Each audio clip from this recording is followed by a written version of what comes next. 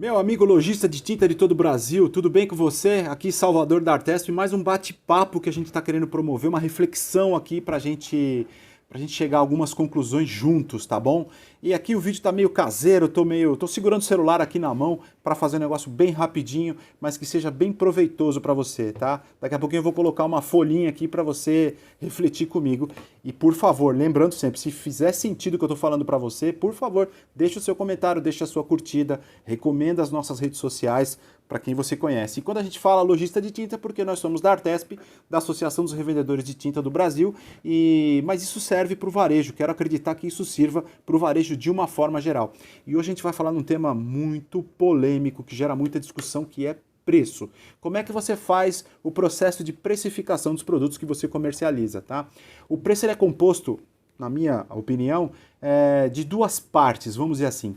Tem algumas coisas que a gente não tem ingerência, que a gente não consegue controlar quando a gente vai precificar um produto, quando a gente vai determinar o preço de venda, que é aquela primeira parte que já vem carregada no preço, que são impostos, taxa, os custos da sua operação, tá? Não tem jeito, você não consegue eventualmente diminuir impostos, você com muito esforço consegue diminuir o custo da tua operação, isso pode sacrificar o teu atendimento, e também tem aquelas taxas de banco, boleto, cartão de crédito, cartão de débito, são coisas que a gente não tem a chamada ingerência, a gente não consegue mudar.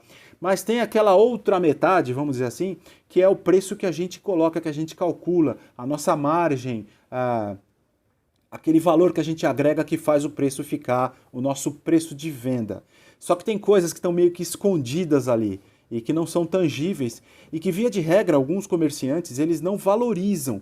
E o que acontece? Queima o preço. E aí ele prejudica todo mundo que está em volta dele, até por conta de desconhecimento. Então eu queria propor um exercício básico que eu fiz aqui numa folha de papel, eu imprimi uma folha e eu queria propor isso para você. Veja, eu coloquei alguns itens para a gente avaliar junto que tem impacto no preço ou deveriam ter impacto no preço, tá? Coisas que deveriam ser valorizadas e precificadas. Note, são só sugestões, tá bom?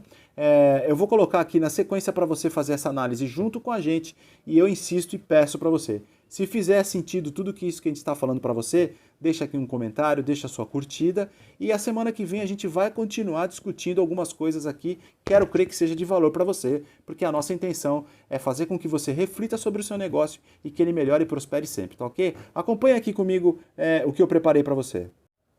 É isso aí, meu amigo lojista. Essa é a atividade que eu queria propor para você de uma forma muito simplória. Então, é uma análise que eu gostaria que você fizesse do teu negócio de uma forma geral, assim. Eu coloquei aqui numa folha de papel para ficar fácil, se você quiser escrever, anotar, fazer esse exercício. Eu achei bastante interessante quando eu conheci. Olha aqui, ó, faz essa análise. O que é importante para o seu cliente-alvo, né? Para o seu público-alvo, aliás, o seu cliente, aquele cliente que você está habituado a atender na sua loja, né? E leve em consideração esses quesitos aqui. Faz esse exercício, deixa o preço para o final, tá? Deixa o preço por último, que eu vou dizer por que a gente deveria deixar o preço por último. Então tá, aí você tem a sua loja, você promove um atendimento, tá certo? O atendimento do seu cliente. Como é que está esse atendimento? E você faz uma comparação entre você e o seu concorrente mais direto, aquele concorrente que está mais próximo ou aquele concorrente que é mais agressivo. Então estabeleça notas de 1 a 3 para você fazer a sua autoanálise e a análise do seu concorrente. Então vamos lá, o atendimento. Como é que é o atendimento que você e sua equipe promovem ao seu cliente? Seja ele um consumidor final, seja ele um profissional de pintura, tá? São níveis de exigências diferentes. O consumidor final, ele mal sabe o que ele deve aplicar, porque ele quer pintar, ele quer uma parede pronta, ele quer uma superfície pintada. Já o pintor profissional, ele tem um nível de exigência um pouco mais técnico. De qualquer forma, como é que está o atendimento, o seu atendimento, o atendimento da sua equipe? Ele é adequado? Você acha que eles precisam de treinamento? Enfim, faz a sua análise. E estabeleça uma nota de 1 a 3 para você e para o teu principal concorrente, que está aí perto de você, roubando venda, roubando, enfim, tirando clientes de você. Outra coisa, as instalações da sua loja. Como é que você vê a instalação da sua loja? Sua loja tem um layout legal, tem um layout produtivo, o cliente entra na sua loja e vê uma boa exposição de produtos, exposição de material, você tem estacionamento, você tem uma área para o seu cliente esperar, porque em loja de tinta, principalmente mulheres, quando vão fazer a escolha das cores, elas querem ver a cartela de cores, então a coisa é um pouco mais demorada, então de repente você deveria dedicar um espaço para que ela tivesse um pouco mais de conforto, ela ou ele, qualquer que seja a pessoa. Serviços que você oferece. Você tem gente que tem conhecimento de tendência de cores, você tem acesso a essas informações, Você leva esse tipo de prestação de serviço? Se você tem repintura automotiva na sua loja, que tipo de prestação de serviço você oferece? Acerto de cores, você faz visita prévia, você tem a sua equipe capacitada para resolver algumas questões do dia a dia do seu cliente? Outra coisa, diversificação de produtos. Normalmente, quando um cliente vai até uma loja de tinta, a primeira pergunta que a gente faz, ou deveria fazer, é o que ele vai pintar. Então tem uma série de outros produtos e outros acessórios que são muito interessantes e pode agregar um pouco mais de valor e também agregar mais recursos à operação final, mais lucro, eu quero dizer. Entendeu? Então como é que está a diversificação de produtos que você tem na sua loja, se ela está adequada? E lembre-se, sem exagero. Volume de estoque. Você tem tudo que o teu cliente precisa, você normalmente tem que ficar correndo atrás de algum produto, algum item que eventualmente fica faltando, e sempre lembrando, faz essa análise, compara você e o seu concorrente. Como é que você enxerga que ele faz todas como ele atende todos esses itens que eu estou colocando aqui, e coloca uma nota de 1 a 3, nota mínima 1, nota máxima 3. Outra coisa que eu acho muito interessante como cliente, tá? E você também como cliente deve perceber, a finalização de venda, como é que você oferece isso para o seu cliente? Como é que é o pagamento no teu caixa? Você tem flexibilidade, você tem maquininha de cartão, você já está aceitando o Pix, como é que está essa situação? O entrave na finalização pode determinar